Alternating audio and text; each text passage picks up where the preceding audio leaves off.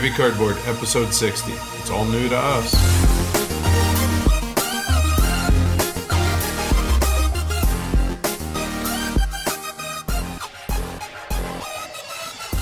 Coming to you from the edge of the world, welcome to Heavy Cardboard, where we talk medium and heavy strategy, board games, war games, 18xx, and other related topics in the board gaming hobby. We're your hosts. I'm Edward. And I'm Amanda.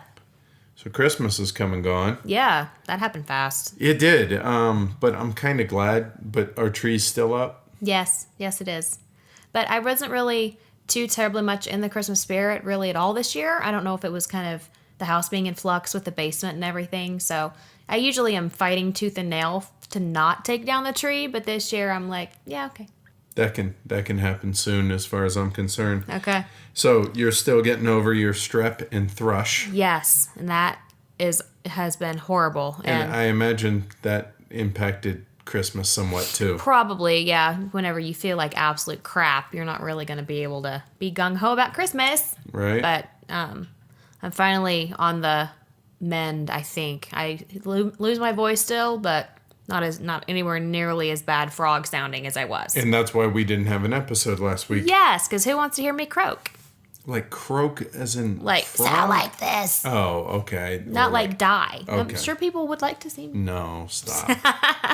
So I'm looking forward to putting 2016 in the rear view for so many reasons. Yes. We've been invited to be the featured guests at the Arizona Game Fair the weekend of January 20th. So if you're in the Phoenix area and looking to play games, we'll be there. So come on out and play games with us. Yes, please. It's the inaugural Arizona Game Fair put on by a buddy of ours, invited us down. So yeah, looking forward to that. Yeah, it'll be fun. As you mentioned, construction in the basement is done. Yay! Painting's complete. Final cleanup and final inspect are supposed to be later this week. Realistically, we expect it to be sometime next week. So, yeah, then we can finally move down there. Finally. As far as Endless Game Day going on, I believe today is day 60. So 60 days. No, it's 61, Okay, actually. and counting. Links in the show notes if you want to follow along. Maybe challenge yourself to get away from the TV and make more time for gaming. Yes, it's been so much fun. It really has. Yeah.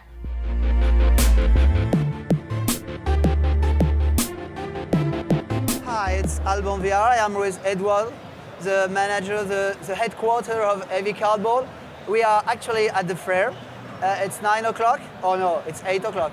Yes. Close enough. Yes. And I'm also the designer of Card City, Town Center, Clinic. What else? Small City. And finally, Tram Race. Yes. And have fun with Heavy Cardboard.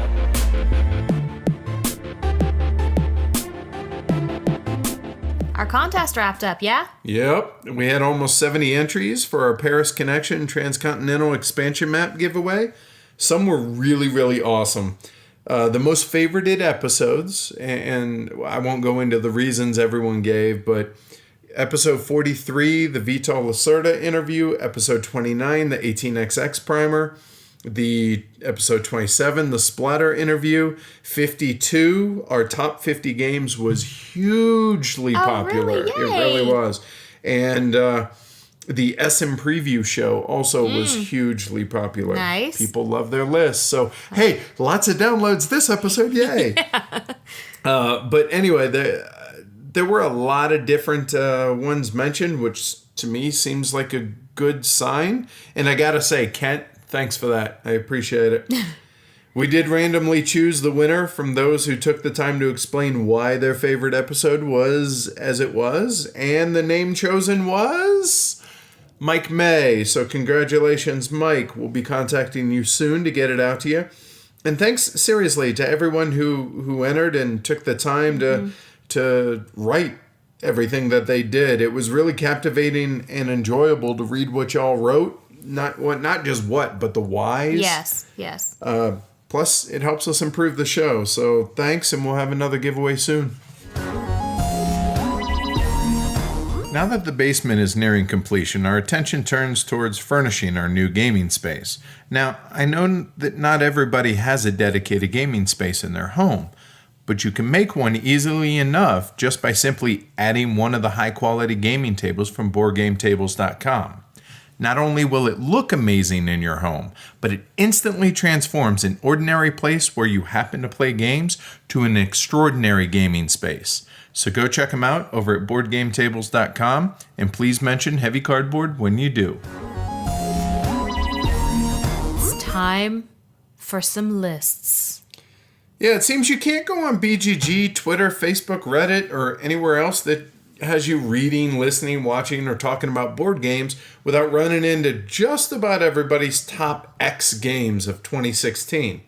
My question, though, is how the hell has everybody played all these 2016 games already? I mean, I went to Essen. I brought a bunch of games home. I had more games shipped to us. We had all these in hand before BGG Con.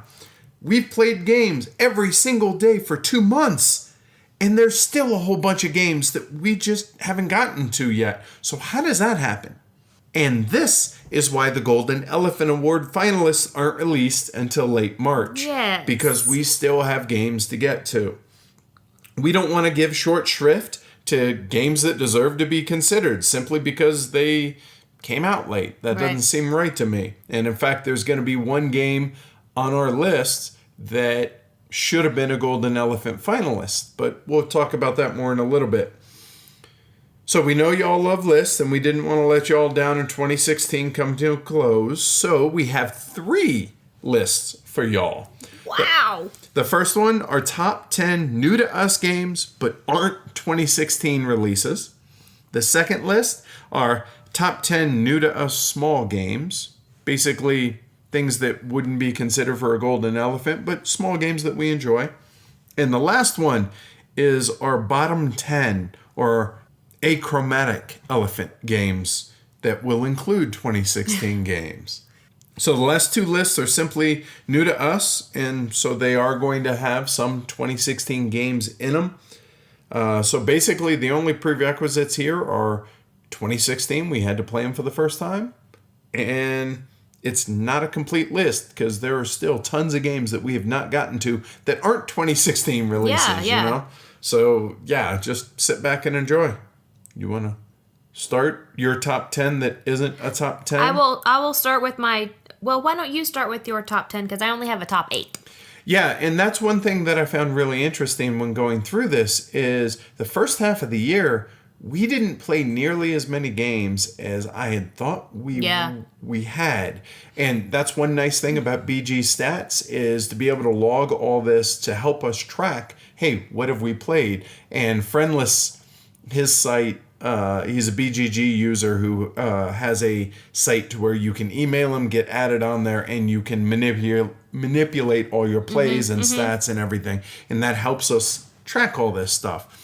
But when I was going through this list, I genuinely had a hard time finding 10 solid games that would make this list. And obviously I did too, since I only have 8. Right. So I vowed to make that a change in 2017.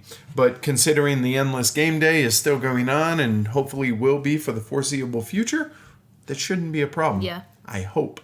All right, starting off my number 10, Tigris and Euphrates. All right. Oh, that's my number 2. Oh, all right. Then we'll talk about that here in a little bit. Moving on to number 9. Yes. And this you have not played, so we're safe. Mega Civ. It's the spiritual successor to Civ and Advanced Civ. And it's not going to hit the table often, but I really enjoyed my first play of it at HeavyCon last summer, and I'm looking forward to it again in 2017. I love my Civ games, so it makes sense that this would be on my list. Absolutely. And my number 8 is a game that you haven't played, so we're Correct. safe. It's 18 Dixie. Played that, I believe, back in April, and it actually did make my top 50 games list. It's a very, very cool 18xx game where there's multiple auctions. There's all kinds of things going on. That board is crazy. The operating round, stock round, track, just there's so many things. It's the most convoluted track I've seen. Yeah, there's just so much going on, and I love me an auction, and I love me an 18xx game. So you add those together, I'm happy. Cool. My number 8 is Panthalos, which I imagine is somewhere up higher on your list Correct. as well. That's my number 5. All right, so moving on. My number 7 game is the Soul Train Age of Steam map. And we'll talk about that in a little bit. My number 7, I am surprised is probably not on your list, but that's Princes of the Renaissance. Mm-hmm. Yes, technically the reprint came out this year, but it's similar enough to the original edition. I thought it'd be safe to put it on here. It's Wallace's classic that requires me to really be in the right mindset to play it, and that's why it's down this far on my list. That's why it's not on mine. That's fair, I think. And we covered it pretty in depth back in episode 57 if you want to check that out. My number 6 is Cavum, which we'll talk about here in a minute. My number 6 is a game you have not played, and that's 1841. It's a game all about leverage, less about stock and rail building, and all about leverage. And you start companies which then can invest in other companies. It's the only 18xx I know to where your companies can hold shares of other companies. And it takes 18xx to a level not seen in just about any other 18xx game. It's one of Tom Lehman's favorite 18xx. And the only reason it's not higher is it's only for seriously experienced 18xx gamers. And it's absolutely going to require work outside of the game to improve and wrap your head around all the levers and the layers that this one has. It's crazy to me that you not only take everything that a normal 18xx game has, but now you add in almost a whole nother layer or two with, wait, am I going to invest in your company myself or with my company? And it's just crazy. It was the hardest 18xx that I've played so far. Caveat, I have not played 1817 yet. Yeah, and I have. But yeah, just mind-blowing game that I really want to own. But realistically, it's not one that would hit the table too terribly often, even though I'm enamored with it, just because it requires often play, or it needs to hit the table a lot more than it would to be proficient at the game. So that's 1841. All right, my number 5 game is your number 8, Panthelos. We covered that pretty in-depthly in a previous episode. Yeah, episode 53. I just enjoy the fact that it uses dice in a weird way, completely differently than, just rolling them. Yeah, it's dice as workers, and it's a pretty innovative action selection game. Yeah. I mean, outside of the artwork, we really liked it. Yes, very much. We really did. Yep. So, yeah, go back to episode 53 if you want to check that out. Absolutely. And that's Panthelos. My number 5 is your number 6, and that's Cavum. No surprise here, as it carries with it a solid Age of Steam feel with some really ingenious twists to it. And player-induced chaos that is completely controllable. So we covered this in episode 46, and both of us are really enamored with this game. I really enjoy this game, being able to blow stuff up. Come on now. Right? So, Cavum, my number 5, your number 6. My number 4 is Small City by Albin Viard. Also my number 4. Nice! We covered this one in episode 49. Yep. We did give it a little bit of harshness for the graphic design, but... And the rulebook. But it's such a Tetris mind-blowing game that it's really kind of hard to wrap your brain around figuring out where to place your pieces in order to be able to get other things, to be able to get, to place your residences, in order to be able to get commercial buildings, in order to be able to do this and that and the other thing. It's such a good game. It's such a good game. It's a much different Tetris than like A Feast for Odin, which is going to be on this one of these lists here in a little bit. That it's all about adjacency and being able to piggyback on what you've built previously, as opposed to the aforementioned Feast for Odin. And this game is the very reason why the Golden Elephant Award finalists don't come out until late March, is because of the fact that we wanted to try and get that out earlier last year, we didn't get to this game until this year, which just doesn't feel right to me. And so that's why, because this would have made the finalist list last year. Absolutely. For both of us. But unfortunately, live and learn. So so that's why the Golden Elephant's in March. Yes. And that's Small City. My number 3 is the second of 3 18XX games on my list, and that's 1889. That's mine as well. All right. So this, along with 1846, are, in my opinion, the best two options for new players to play an 18XX game. It's essentially 1830 with a considerably shorter playtime and in my opinion, a better map. So it takes all the choice bits of 1830 and condenses it down into, realistically, it's going to be about a 3.5 hour game, which is totally reasonable in my opinion. Oh, yeah. And just absolutely loved it. Absolutely love this game. Yeah, and I don't dislike 1830 anywhere near as much as you do. So the map doesn't bother me in 1830, but I will admit that this is a little bit nicer. Yep. The map. So that's 1889, My number 2 is Tigris and Euphrates. which was my number 10. It's definitely a Knizia in the way that it scores, Yes. because you have to have whatever you have the least of is what actually scores. And that's very difficult to do. And it's so abstracted. It's very difficult to figure out and realize exactly how to get the least, not have a runaway leader in blue or whatever. Just make sure that you have enough of every color to make sense. Yeah, I appreciate the game and I enjoy it. I mean, it's on my list, right? But this is one of those that requires it to almost approach, I don't know, like I'd call it a lifestyle game, in that you really got to focus on playing this to be able to make any headway as far as getting proficient in the game. Because I struggled real bad with this game, trying to figure out, okay, how am I going to do this? And keeping everything straight in the game.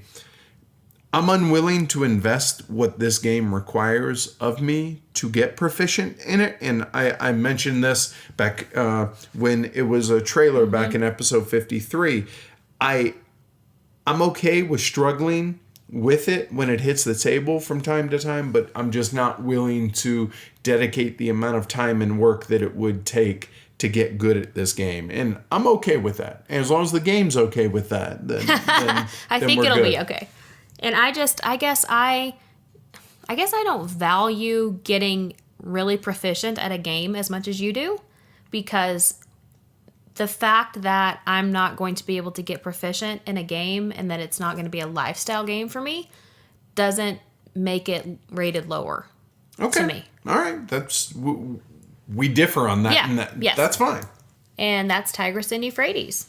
So that brings us to my number 1, and I don't know, it's somewhere down on yours. I think it was number 7 for you, and that's the only expansion that's on this list, and that's a couple of maps for Age of Steam, the Soul Train and Disco Inferno, which is a 2 map on either side thing, as well as the Moon map. So those are a couple of my favorites to one of my all-time favorite games. The Moon, and wait till you hear the interview with Albin Viard, where he talks about how he came up with the design. It's genius there. And Soul Train. It's an amazing theme, and it's a brutal map about moving souls from hell to purgatory, finally, to heaven. And it was just one of those, wow, what an amazing system that somebody could come up with this, and that somebody being Ted Alspach when it comes to Soul Train, and Albin Viard with the Moon. The Moon, it actually has a day-night cycle to where you can only build on the light side because of the way it rotates around. And then the planet itself wraps around. So you pop out the left side, pop back in on the right side. And it's just mind-bending. Yeah, Both of those are completely brutal and mind-bending and fantastic. And it shows the scope and just the variability that the Age of Steam system can bring to the table. Yeah, the number of expansions for that game is crazy, but I want to say it's about somewhere between 140 and 180 maps. That's a lot. The Soul Train, I haven't played Disco Inferno, and I wouldn't rank the Moon as high as you. Okay. But I loved Soul Train because it's so funny, because you start off with the players, like you said, in hell, and then you have to move them up to purgatory. And then after a certain point, you have to turn hell over, and that becomes heaven. But anything that's still in hell just goes away. Yeah, well, yeah, the souls rot in hell. Yeah, so they're there for eternity. It's like, oh, crap, I'm sorry, people. And it just, that's a mind-melty part of that as well. But I really want to play Disco Inferno because there's actually a rule that if you sing disco or hum it, when it's not your turn, you lose points. Yep. And that's fantastic. And of course, we have 70s playlist playing on the background, and then people are, moving around and trying to get people to sing when it's not their turn. But yeah, so definitely, if you haven't tried Age of Steam, go back and listen to our review of it, and you can hear how it was a hate relationship at the beginning. Yep. And how now it's become one of our all-time favorite games. And I think the Disco Inferno map is still available, and I think the Moon is as well, straight from Alban Viard's site himself. So yeah, how about that? Number 1 on my list, and they're available. That's weird. What? My number 1 is 1860, Railways on the Isle of Wight. This is actually the game I chose to play on my birthday, which is always a good indicator of how much I like a game. Yep. It is one of the only 2-player 18xx games that are out there. And arguably the best one at that, even though we haven't played it 2-player yet. Yeah, we haven't done that. We've played it 3 and 4-player. Oh, I guess I should mention this is my number 2 game as well. It's a kindler, gentler 18xx. It is. It's a good learning 18xx. And there's plenty of meat here. Yes. So it's not something like 18AL or Steam Over Holland. Exactly. I was just about to say, or Steam Over Holland. Because those you're not going to want to play after a game or two. Whereas this, we could play this 20, 30 times. Yes. And there would still be enough meat there to where it wouldn't get stale. Exactly. Yeah, and that's one of the main reasons why it's so high up on my list. It's just... It's a like you said, there's enough meat there to where you want to continue playing it, but it's also a very good foot in the door. Yep. And while it is out of print, unfortunately, it is one of the shorter ones, or relatively short. I'd say somewhere in the neighborhood of 4 to 5 hours. Yeah. Possibly quicker with 2 players, 2 experienced players. So definitely something to take a look at and see if it's up your alley. That's 1860. The Isle of Wight. Mm-hmm. So that's all the top new to us games for 2016, the bigger ones. Yeah. Now let's move on to the top new to us smaller games, including 2016. And so I have 10. How many do you have? I have 9. So I'll start out with my number 10. Visby, Stefan Riesthaus's little small game, same designer as Arkwright, and I assume that's higher up on your list? That is correct. All right, what's your number 9? Condottieri. Also higher on my list. So my number 9, Oddville, going to be higher on your list. Correct. My number 8 is Fate of Alkalon. Hey, Tribes, yeah, that's my number 8 as well. All right. We won a copy of the game at the TBG meetup at BGGCon and actually had the publisher teach it to us. It's a really cool little simple. Yeah. Little 2-player, like 2 to 4 player, but we haven't played anything but 2. It's not a deck builder because they're pre-constructed decks, but they're deck playing games. I guess, yeah, like I don't know how to deck thinning game, maybe. Kind of. It has a cool scoring aspect to where it's very simple mechanic as far as you play a card, you have a hand of 5 cards, you play a card, and you go to battle mano a mano for those cards unless they have little rule breakers on them. There's 1 factions, the elves, the undead, the orcs, and the dwarves, I think are the 4 factions, but the way it's scored is the first player to get 30 points into their graveyard, points being the strength of the card. 30 points triggers the end of the game. Whoever has the fewest amount in their graveyard wins the game. And we found that it's a real cool weeknight, school night game to where you can play best 2 out of 3. You can mix and match decks. You can do all kinds of stuff with that. And really surprised at how much we enjoyed that. Yeah. That was really good. Honestly, didn't expect to, but yeah, very much enjoyed it. And that's my number 8, Fate of Alkaline Tribes. My number 7 is a game that Matt just introduced me to, 2 nights ago, I think it was. It's from the little pack of games. They come in packs the size of like chewing gum, like, Wrigley spearmint gum type size. And it's called Hue, Hue. Man, I don't even. It's a color matching game to where there's hidden scoring. You get, I think it's 6 of these little cards, and you're playing 5 of them out onto the board, and whatever one you have left in your hand is the one you score. And it's really clever. It is really well done. I can't speak to any of the others. I've never played any of the other little pack of games, but I was really enamored with the game Hue. So that's number 7 on my list. Cool. My number 7 is 13 Days. Which is higher on my list, so keep moving on. My number 6 is a 2016 Essen release, which is Darkness. I've heard it compared to Kingdom Builder. Never played Kingdom Builder, so I can't speak to that. But we've talked about this briefly in a couple of previous episodes, to where you're trying to build these little tents. They're little like triangle-shaped pieces onto every one of the 8 boards that are out there. And each of the players has a special little rule breaker that you can turn tiles 90 degrees, you can shift tiles, you can jump tiles across the board and stuff like that. And it has some fantastical theme, which really it's not a theme. It's a total abstract. But I have found that I'm really enjoying more and more abstracts. And this one just really twisted my brain up as far as the way you can shift the tiles and everything. And every time I've played it, I think I've played it 5 or 6 times now.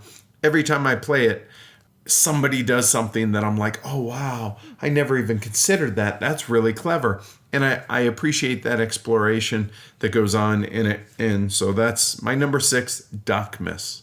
All right, my number 6 is Trick of the Rails. Also higher on my list. Eventually we'll get to one of yours. My number 5 is Card City. It's higher up on my list. All right, moving on. My number 5 is Lotus. It was my number 11 on this list, so it just barely missed the cut.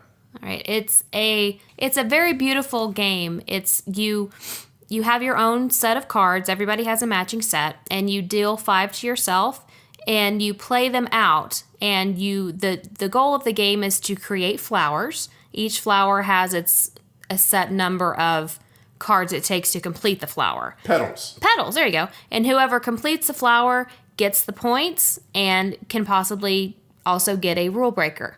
It's a very, very nice, it's an elegant little game. It's quickly playing, but it also makes you use your brain in that you can't just flop down cards. You have to think about, okay, if I complete Edward's flower, then he's going to get the rule breaker, but I also get the points, and it's just maybe that outweighs what he's going to get. Maybe it doesn't. You have to take all of that into consideration.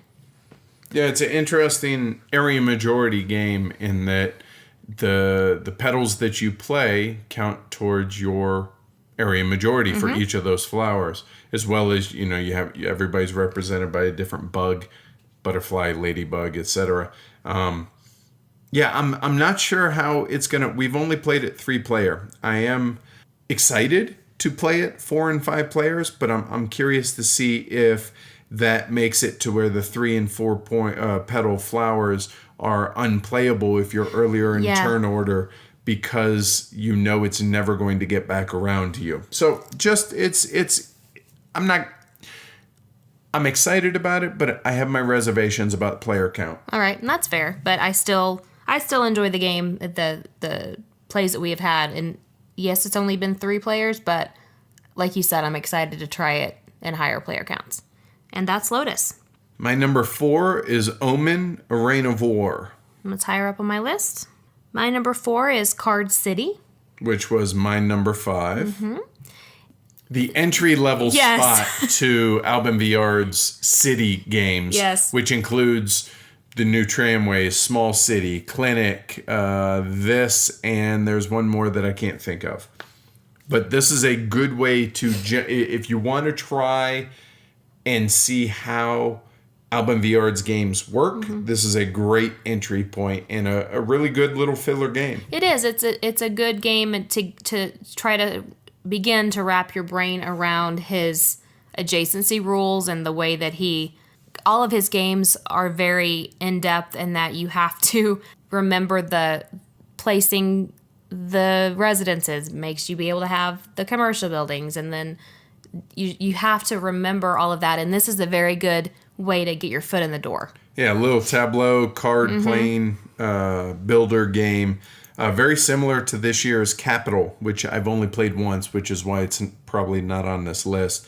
But yeah, it's a game that we're enjoying playing. It has a I split, you pick mechanic at the beginning of every round. It plays 2 to 4 players. And yeah, definitely one that we're enjoying as a filler. And that's Card City.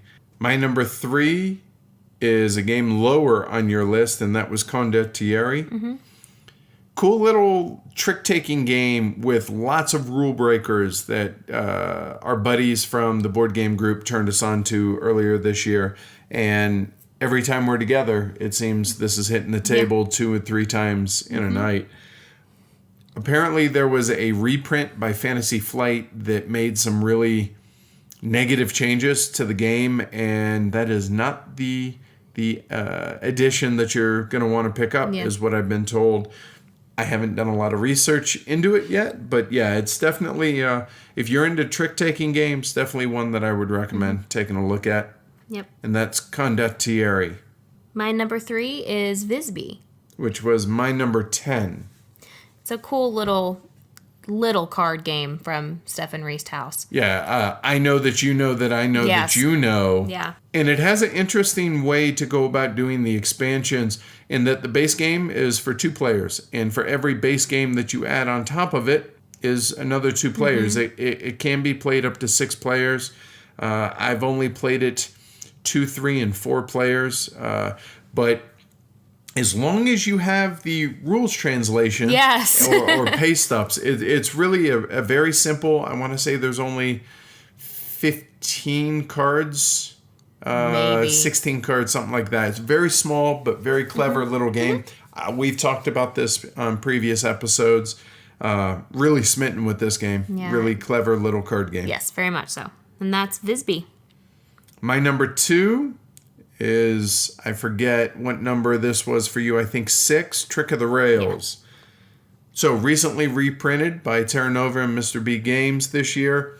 Before the Kickstarter happened, Justin, the head of Terra Nova Games, he actually had his copy of Trick of the Rails, and he's like, hey, you want to play it? And I was like, sure. And 5 games later, I think I was just blown away by this game. Obviously, it's an 18xx themed game. It's a trick-taking game that has stock rounds and operation rounds in theme, like an 18xx. A lot of people I've been reading are saying, oh, it's just random because you don't know, what everyone's going to play. And I'm like, I'm pretty proficient when it comes to trick-taking games, and I kind of have a knack for these. Yes. I think there's quite a bit of skill that goes that's involved in this game that maybe not obvious right at the beginning when you're first learning the game, but it's one that I absolutely am enjoying, and it's never going to leave our collection. No, I was very proud of myself. The last time we played this game, I actually did a little card counting and figured out what card that I needed to play in order to win the trick. And that's like literally the first time I've ever done that. And I was so proud of myself. But it's just a nice little filler. That's what this list is for. Thinky filler. Yep. Perfect. So that's Trick of the Rails. My number 2 is Omen.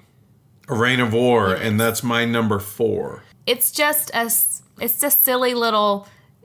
Everybody's overpowered. Everybody wants to kill each other. The art's nice.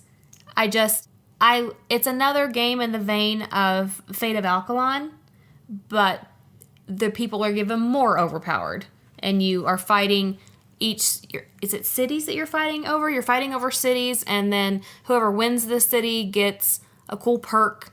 It's just another awesome little filler game. I mean, and that's what, like I said, that's what this list is for. The artwork is fantastic in beautiful. that. The metal coins I think there's like 74 different editions of this. The Omega edition, I think. Something like that. They recently had a Kickstarter for a standalone expansion for it, but it's just a small little card game that I know Travis from Low Player Count is not a fan at all of this, and I'm not exactly sure why, but we've really, really enjoyed our plays of it, and like you said, everything is overpowered, but you go into it knowing that so that you're overpowered against my overpowered, all of a sudden it's not overpowered. Exactly. So, really fun little 2-player card game, Omen, A Reign of War. So my number 1 is one of the bigger surprises of the year that we enjoyed as much as we did, and that's 13 Days, the Cuban Missile Crisis. It's Twilight Struggle, the filler game. It really is. It gives you the tension and the stress of Twilight Struggle and the feel of Twilight Struggle and condensed it down to a 45-minute game. The Daniel and Oscar, the designers, did truly a perfect job when it comes to presenting that feel of a big game into a filler game, and could not be happier with it, other than I have yet to win the game. I'm 0-4 against you. He always blows up the world. Sorry about that, world. It's really amazing to me how they were able to pack such punch into a 45-minute game, because it just doesn't, whenever you think about the scope of it, it doesn't feel like it could possibly be only 45 minutes long. So yeah, 13 Days, Cuban Missile Crisis. My number 1 is Oddville. This game was given to us by What's Your Game? Yep, Mariano Iannelli said when he and I were talking at Essen, he said this is his favorite What's Your Game game, and he is half of What's Your Game, which really surprised me. So I was like, okay, I guess we'll have to try it. And wow, really enjoyed it. It's a lot of fun. My number 9 game, by the way. The game is partly a tableau builder, but you're building it like with the group of people that you're playing it with. And you're building Oddville. You're building a city. And you have to obtain resources in order to build cards, which then are put out on the main area of the board. And the streets have to line up, or alleyways have to line up. So there's only certain places you can put certain cards. And it can even come to the point in our last game where you buy your card and you get it all ready to be built, and there's nowhere to put it. Yeah, it can be frustrating in that respect, but in a good way. Yeah. You can you see what everyone is doing. You know what card everybody has, the identical, I think it's 4-card hand, to where you can play these cards either for resources or for coins, which are cards that are face down, which act as coins to be able to allow you to buy different buildings or to be able to get access to different resources. It's a very simple, mechanically, very simple, small box game that really surprised us really well. It really, really surprised me. And the artwork's fantastic on it. It's beautiful. And that's Oddville. So that brings us to the top 10 disappointments or letdowns, or I guess the achromatic elephant, if you will, the antithesis of the golden elephant. These are games that we played for the first time this year that, for one reason or another, weren't a hit with us individually. So I have 10. I have 8. So I'll go ahead and start out. And even if they're mentioned on either list, we'll just mention them there. My number 10 is probably not going to come to as a big surprise to anybody that follows us on Twitter. and that's A Feast for Odin. Simply put, it's the game I expected it to be, and that's why it wasn't on the SM preview list for anticipation. It's exactly what I thought it would be. It's a puzzle. Yeah. And we're gonna review this here sometime in January. So I don't want to go in too much about it as to the whys. So a little bit of a cliffhanger, but yeah, just meh. Yeah, and that's higher on my list. Okay. So my number 9 is another game that is exactly what I expected it to be, and that's Star Wars Rebellion. It probably surprised people when they heard that I was going to pick up a copy of this, but I was like, yeah, I want to try it. I will say this, that if you're a fan of Star Wars in general, then you're going to enjoy this game. I mean, the theme, they nailed the theme. What they didn't nail, though, is the combat. The combat's terrible. It is part war game designed by people that aren't war game designers. And what I mean by that is combat just goes on forever. It just doesn't end, it feels like. And it feels so counter to how the rest of the game feels as far as the theme and just the feel of the game and the pace of the game. It just falls apart in the combat. And just really was not a fan. Played it once, I think maybe twice, and got rid of it. But I kind of anticipated doing that. So it wasn't it really wasn't a letdown or a disappointment. It just, like Odin, it was exactly what I expected it to be, but meh. And it was disappointing that it was exactly what you thought I guess, it was gonna be. yeah. Right. My number 8 is Domus Domini. It seemed like it was going to be a pretty cool game. I was looking forward to playing it, but it just completely fell flat. I didn't enjoy my play of it. I was very much ready for it to be over. It has some sort of winding road mechanic in it that is just confusing and not fun. Did you enjoy it? More than you did. That's why it's not on my list. Okay. But yeah, the way the scoring track works and the way to kick people back and everything, it probably not your cup of tea on that. And it's an older game, but I thought it was fine for what it was. All right, that's Domus Domini. My number eight is West of Africa. It had a runaway leader problem that we didn't, and it could be that it was just poor play, that we didn't know how to play it, but nobody playing this game had a good time playing it. Everybody was just like, yeah, we're ready for this one to be over. Yeah. And we wanted to get back to it, but we decided, you know what? Nah, we all had such a poor time with this game to where it was a one and done, and that was that. It's my number 6, and I agree. It was Sweater Mike got out to a runaway lead. There was no way to catch him, and it just wasn't fun. There was 5 of us playing, and none of us wanted to play it again. Yeah, which is a bit of a shame. It wasn't one that we were super excited to play, but it was one that we were interested in, but it ended up being, Yeah, that's West of Africa. My number 7 is Fresh Fish. Which this one comes in at my number 5, too. Whenever we first started playing board games, I enjoyed Freeman Freeze's games. But the more games that we play and the more, I guess, experienced I get, the less I like them. And this game was no different. Honestly, it just wasn't fun for me. It just wasn't fun.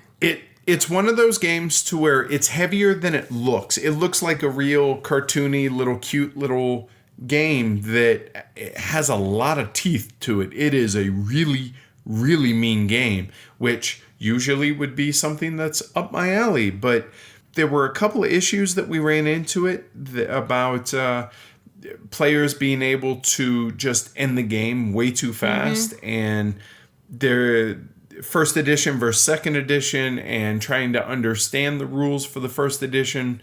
It wasn't as enjoyable as I'd hoped it would be, hence why it's on this list. I'm not saying that I won't play it anymore or that I won't give it another shot, just it was a bit of a letdown for me. Yeah, I mean, I'd be willing to play it again. I only played it once.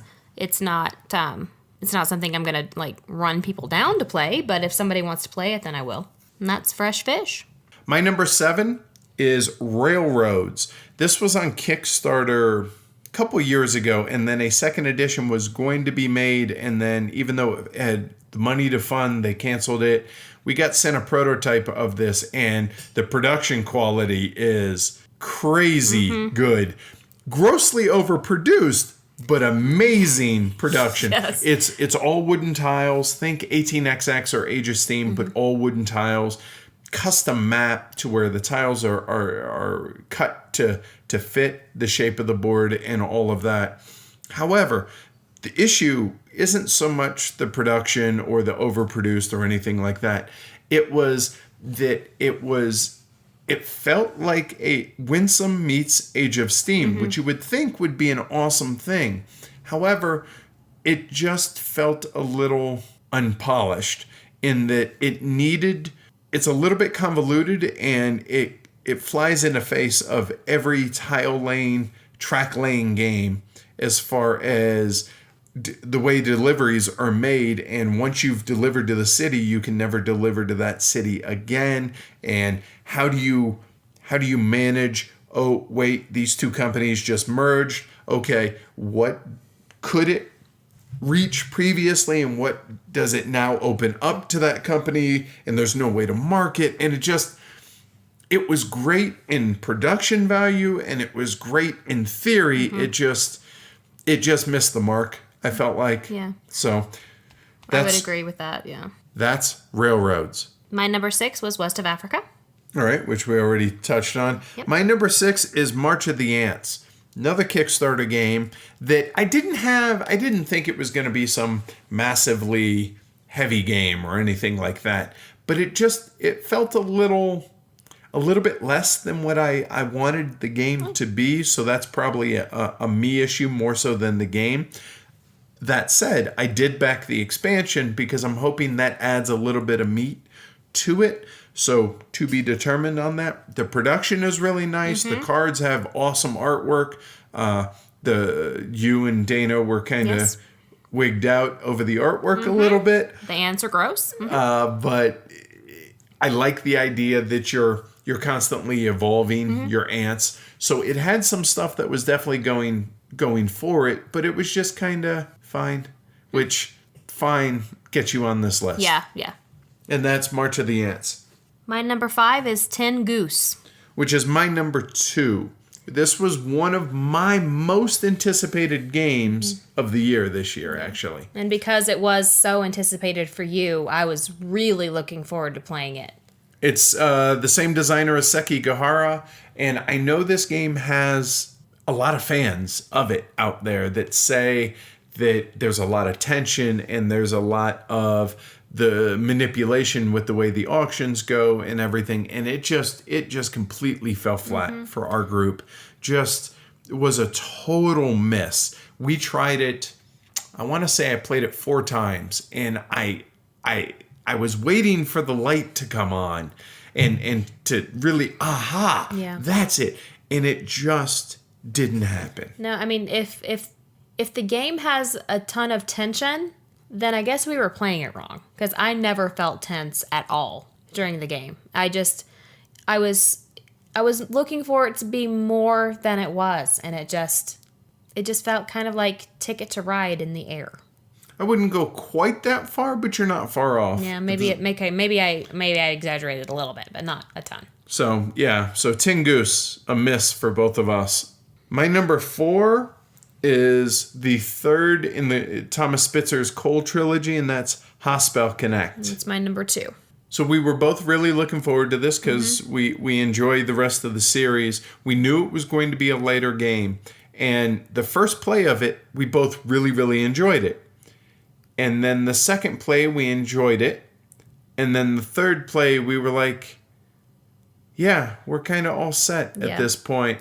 And we talked about this on a previous episode, so this isn't going to come to us as a surprise to y'all, but I thought that the variability in the different setups that you could do would really, really add a lot of pop to this game, and nope, No. it really didn't. It fell into the same group that a game like Spirium fell into, which was diminishing returns. Like, the more we played it, the less we liked it. Yeah. And which is a shame. I know it's got an expansion coming out, and maybe that improves it. So we'll check that out when it does come out. But overall, this was a miss for both of us. Very much so. It's dare I say, it was a very big disappointment because just of how much I haven't played Colon Colony, but because of how much I do enjoy Rushifart, I just was hoping for more for this game.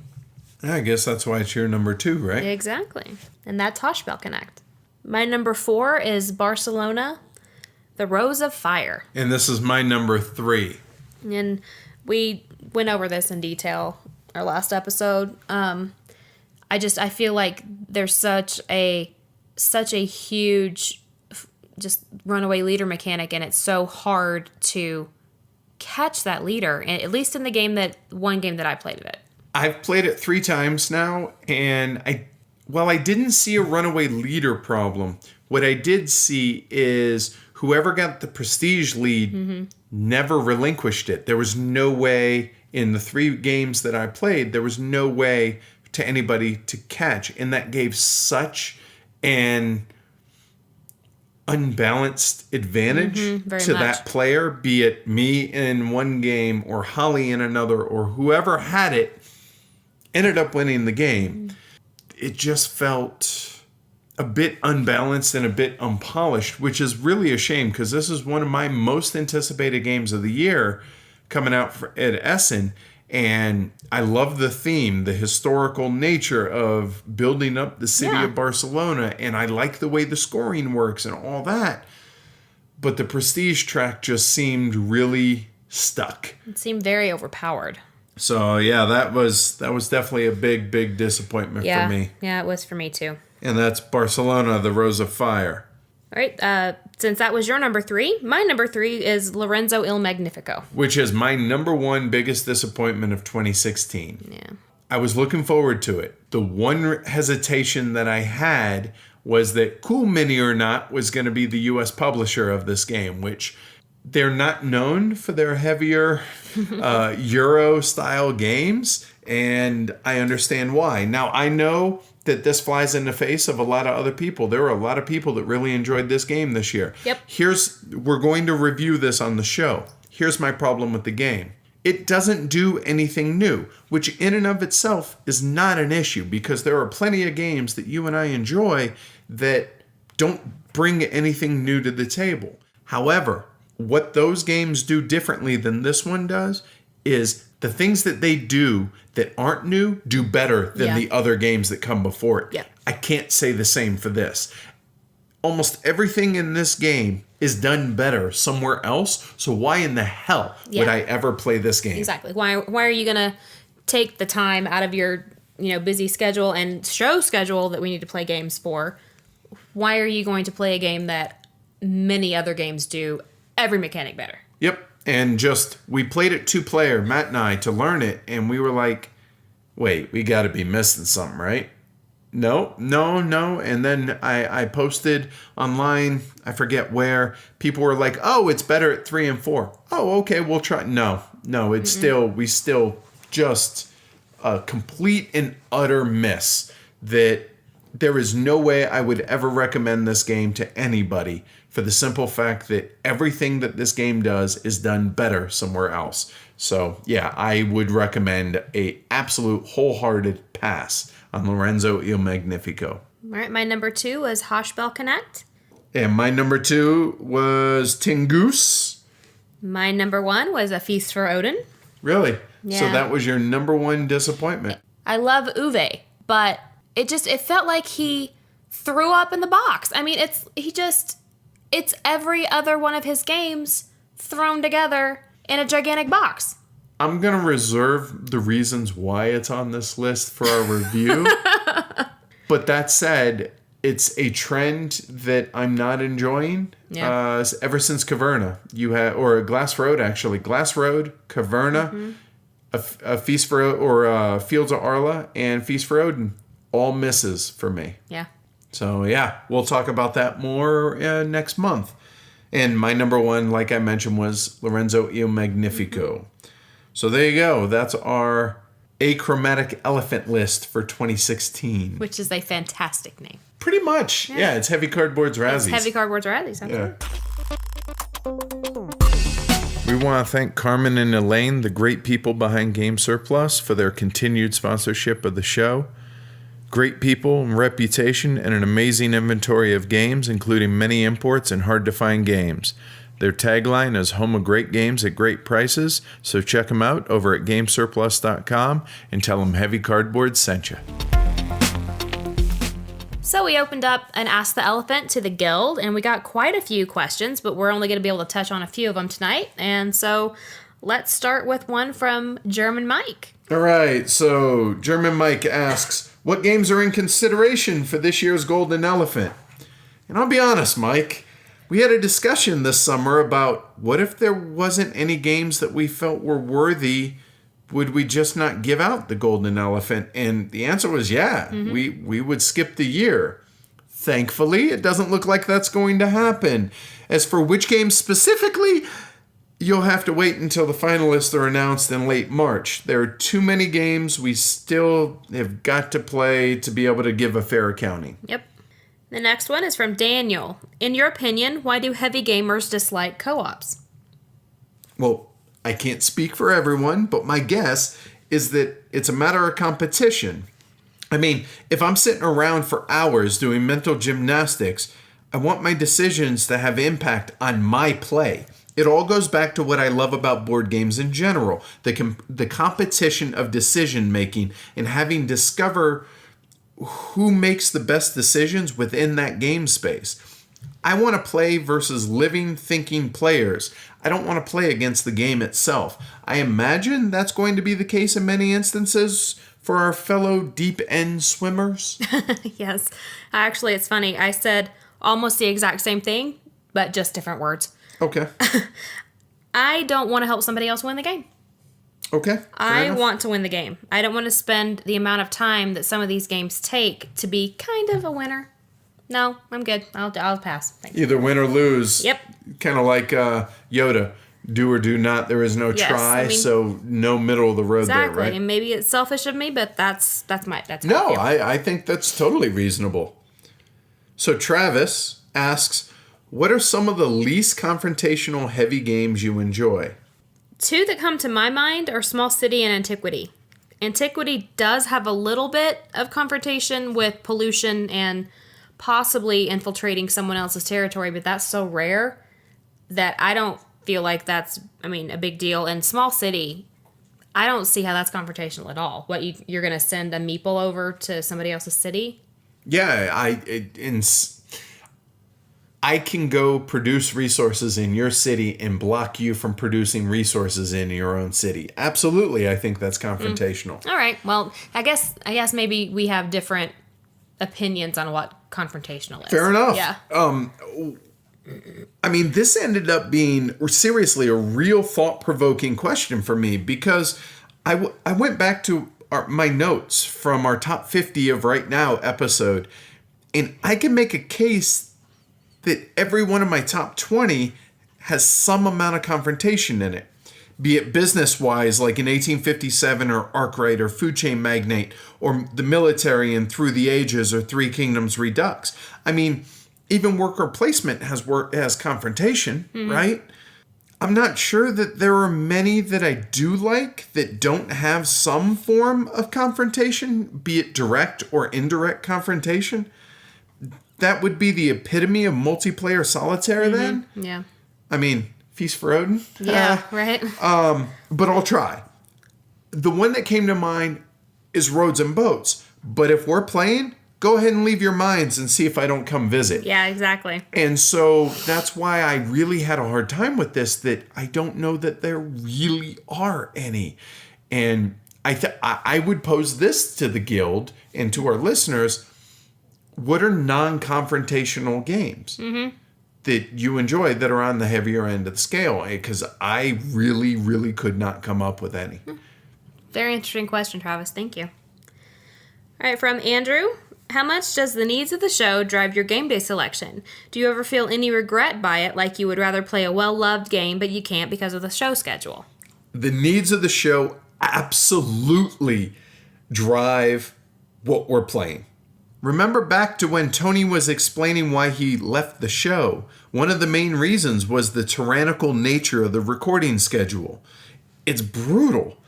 But with the new format, it's lightened up some in that we're now able to play some of what we want versus what we need to play.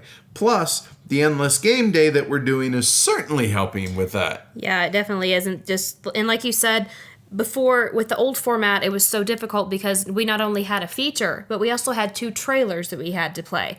And since the trailers are gone now, it's so much easier because now we know, hey, we need to play X game on Saturday, but after that, we can play something else. Right. Like whatever we want. Yep, exactly. Another from German Mike. He says, how does this year's list of Golden Elephant finalists compare to previous years? Are there any clear front runners? And obviously, we don't know what the finalists are yet, but... In my mind, there are no clear frontrunners. There isn't anything that stood up with a neon sign waving, saying, hey, I'm the Golden Elephant winner. That hasn't happened yet. In every year previous, all 3 years, that's happened. Yep. It was pretty much, we knew early on that Arkwright, Food Chain, and Madeira were all going to be finalists, if not winners, real early on. Mm-hmm. However, this year, that's why it's so important for us not to rush to judge and allow ourselves time to play the potential candidates.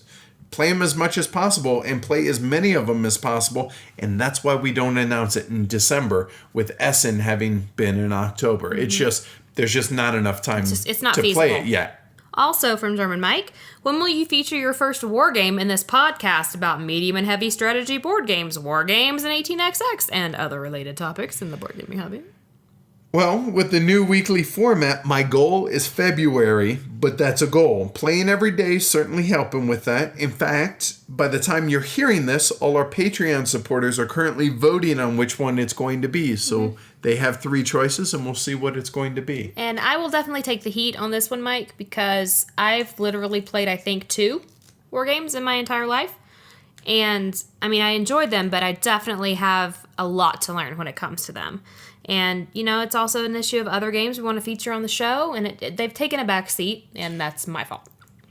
Not entirely, because of the fact that when it used to be the previous format, that impeded our ability to be able to, because we had to get so many games played because of having 3 games on the show as opposed to the weekly. Now it's only usually 1.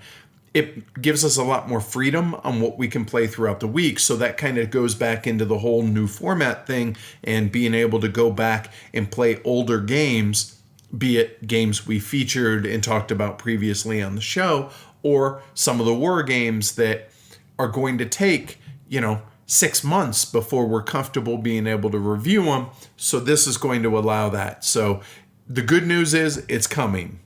The bad news is it hasn't happened yet, so sorry about that. Yeah. Mate asks, when will you review Sekigahara and The Great Zimbabwe? All I can say is at some point.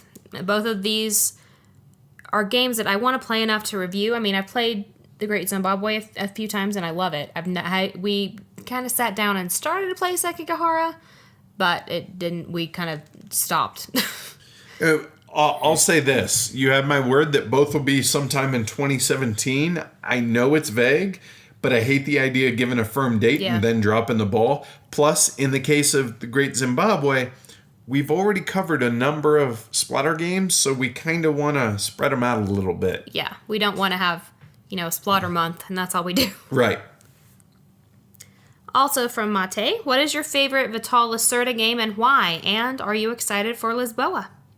My favorite still Vinos, but I've yet to play one of his games that I don't enjoy, to be honest. And yeah, definitely excited about Lisboa for sure. I have to agree with you. My favorite is Vinos as well.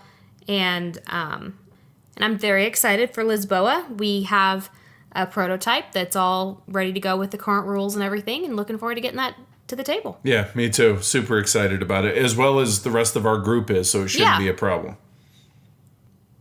From Daniel, Can you tell us why no love of Mage Knight? It's a heavy game. We haven't played it, pure and simple. A lot of our friends have, and they all really enjoy it. And we have talked about having a Mage Knight game day, actually, here at the house. And, it'll have to wait for the Essence games to be played, though. Yeah, that's pretty much it. So hopefully we're going to get it played. I can't promise a feature for it, but we'll talk about it on the show probably spring, summer, hopefully. From Chris K. Have your thoughts about a game that you reviewed changed, either for better or for worse? If so, what game and why?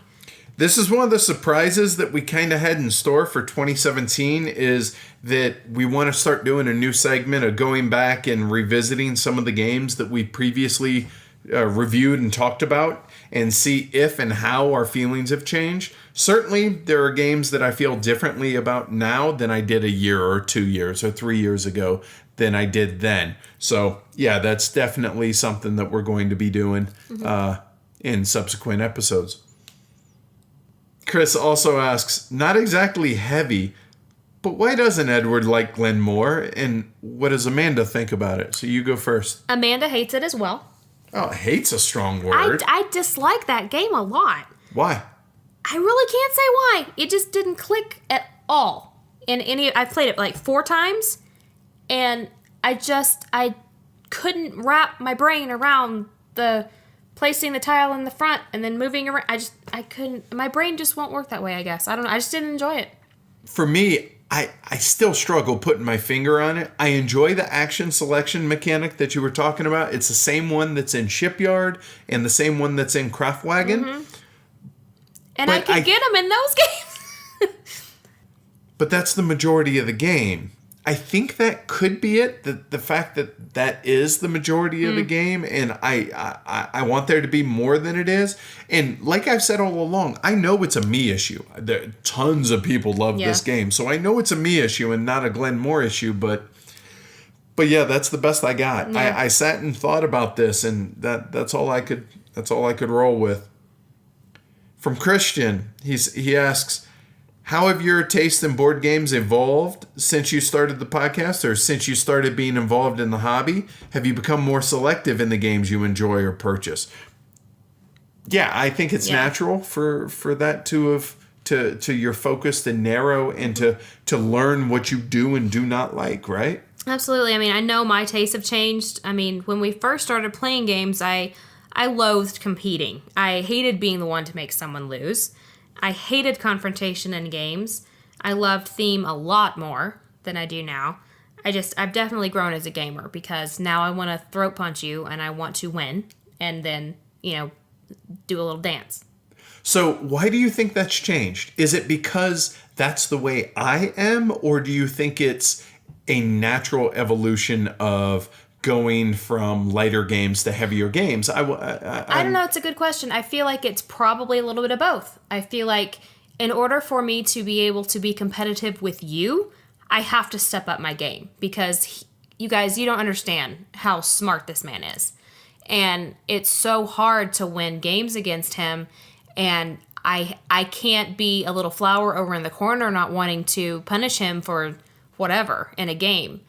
I have to in order to have the possibility of maybe winning, and I'm more comfortable with the people that we're playing with. I'm more comfortable in my own space, in my own skin, just as a growth in general, and becoming older. Just all of those things I think play a part.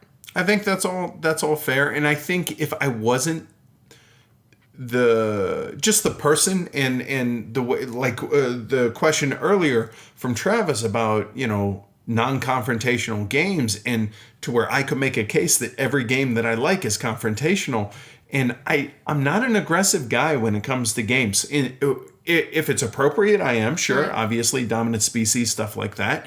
But otherwise, I just play hard, and I'm trying to win. That whole competition of decision making, and so I don't know how to take it easy. I think that does you and everybody else that we play with a disservice, because if you win, this way you feel like you earned that win. Yeah. And it's the only way I know how to be. And so early on, to go back to when we first got into this hobby, you literally almost never won a game. Yeah. Like, you would win one every 20 or 30 Yeah, games. it was bad.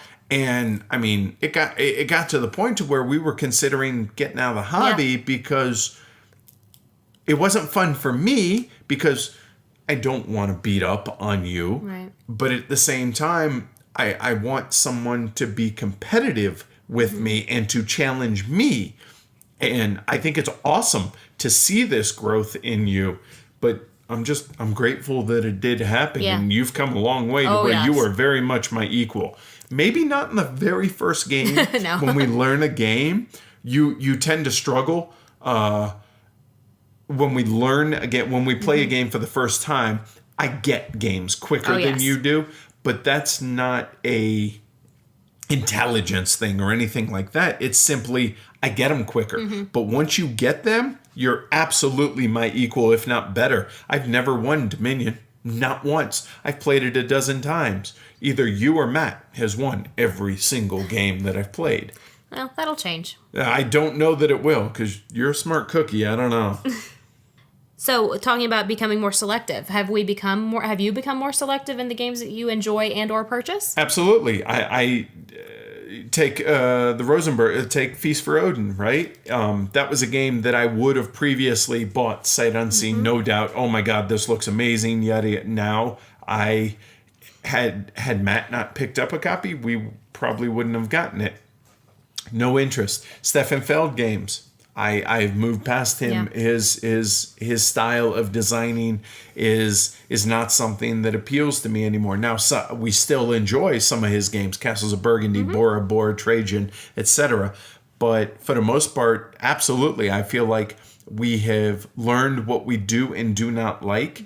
And I feel like the show in some ways has evolved to reflect that. But at the same time, we owe our listeners, I feel like, to venture outside of our own specific bubbles to make sure that we're able to bring some of these games that a lot of people out there don't talk about to be able to talk about them. So personally, yes, I feel like it's refined. The show, to a point, it has, but we still have to stay with a more wide base for the show. Right. What do you think? I think that, in the beginning you like everything because you've never played anything like it before. But as your knowledge base grows and you become more familiar with things you like and don't like, mechanics that you like and don't like, whether you really like theme or you've decided you kind of like mechanics more, it becomes more important to not spend so much time just playing anything that's put in front of you, because your time is more valuable than that. And you realize that the more you play. Yep, I think that sums it up well. Luke touched on, are we ever willing to do a look back on older episodes? And absolutely, we already covered that. So yes, absolutely. Yep. All right, from RBD Dial. Do you prefer short but completable, or keep the game on the table for weeknight heavy games? And do you ever continue a game later?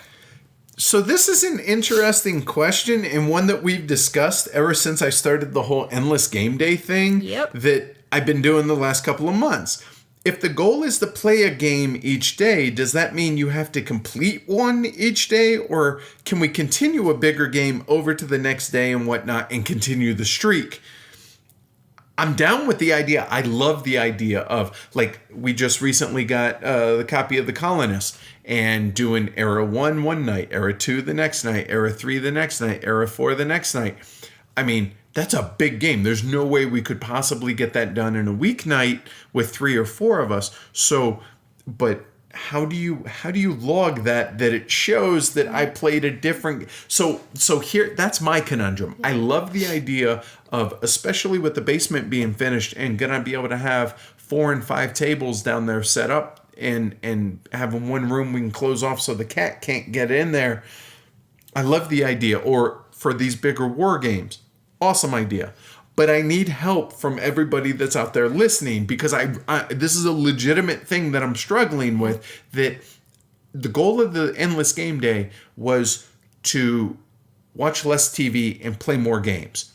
So if I'm playing more games, the mission accomplished. However, I want to be able to log this, and I kind of dig having the streak going. I mean, one of our listeners, Murr, He eclipsed 750 straight days of gaming. Let that sink in for you, folks. That's nuts.